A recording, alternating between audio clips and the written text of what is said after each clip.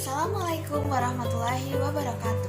Perkenalkan, saya Dina Sabila El-Rahma, NIM 20144200064 dari Prodi Bimbingan dan Konseling kelas 5A2. Di sini saya akan menyampaikan laporan hasil observasi praktek individu teknik tes yang dilaksanakan di SMP Mataram Kasihan. SMP Mataram Kasihan ini merupakan salah satu SMP swasta yang terletak di Amberminangun, Tirto Nirmolo, Kasihan, Bantul. Sekolah ini juga merupakan sekolah inklusi atau sekolah yang menerima anak-anak yang berkebutuhan khusus. Di sini terdapat 17 ruang kelas, ruang guru, ruang tata usaha, ruang kepala sekolah, perpustakaan, laboratorium, tempat ibadah, dan tentunya juga terdapat ruang bimbingan dan konseling.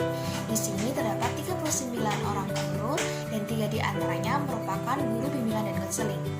Dan salah satu guru bimbingan dan konseling yang ada di sini merupakan guru yang telah bersertifikat untuk menangani anak-anak yang berkebutuhan khusus, sehingga semakin menunjang sekolah ini menjadi sekolah inklusi. Baik, selanjutnya ada pemahaman individu teknik tes yang digunakan di SMP Mataram Kasihan. Yang pertama ada tes intelijensi, tes prestasi, tes bakat, dan tes peminatan. Tes-tes ini dilaksanakan dengan bekerjasama dengan lembaga yang ada di luar sekolah atau lembaga yang dapat menyelenggarakan tes-tes tersebut. Nah, tes ini dilaksanakan secara berkala juga, tergantung lembaga atau pihak ketiga yang ingin bekerja sama dengan SMP Mataram Kasihan untuk melaksanakan pemahaman individu teknik tes. Kemudian hasil pemahaman individu teknik tes yang telah dilaksanakan itu kemudian dapat menjadi acuan bagi guru bimbingan dan konseling yang ada di sini untuk melakukan atau memberikan layanan bimbingan dan konseling yang sesuai dengan siswa-siswa di SMP Mataram Kasihan ini. Kemudian selanjutnya ada permasalahan yang sering dialami oleh para siswa di SMP Mataram Kasihan ini. Untuk masalah yang sering dialami tentunya seperti nilai yang kurang, itu pasti ada, kurang kondusifnya kegiatan belajar dan mengajar, dan berbagai macam lainnya.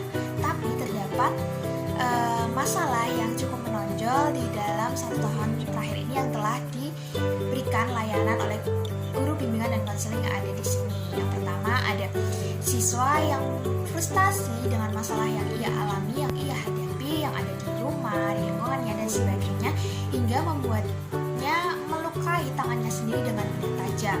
Kemudian ada siswa yang mendadak menjadi pendiam karena masalah yang ia hadapi. Kemudian ada saja siswa yang trauma dengan suara keras dan keramaian. Siswa ini sampai-sampai bisa keluar kelas tanpa minta izin dengan guru yang ada di kelas ketika di dalam kelas itu kondisinya sangat ramai atau tidak kondusif. Kemudian ia mencari tempat yang dianggapnya lebih tenang dan nyaman untuknya. Kemudian ada siswa yang masih belum lancar membaca di kelas 7. Kemudian ada siswa yang tertarik atau mengikuti game motor, dan ini sangat-sangat berbahaya bagi anak-anak remaja yang kurang diperhatikan. Kemudian ada juga siswa yang mengalami korban bullying dan melakukan bullying juga. Namun masalah-masalah ini sudah ditangani oleh pihak yang berwenang atau seperti guru BK yang ada di sekolah ini. Dari berbagai macam masalah yang dihadapi oleh siswa, tentunya guru BK dan pihak sekolah telah melakukan layanan yang terbaik untuk menyelesaikan atau untuk membantu siswa keluar dari masalahnya. Layanan-layanan yang telah diberikan seperti konseling individu, bimbingan kelompok, bimbingan lintas kelas, kolaborasi dengan orang tua, kolaborasi dengan pihak yang berwenang seperti kepolisian untuk memberikan penyuluhan kepada anak-anak mengenai bahaya pergaulan bebas atau pergaulan di luar sana dan bahaya geng motor. Kemudian juga telah melakukan konferensi kasus, bahkan melakukan alih tangan kasus kepada pihak psikolog bagi siswa yang mengalami trauma, bahkan frustasi tadi yang perlu penanganan khusus kepada psikolog atau psikiater yang berwenang.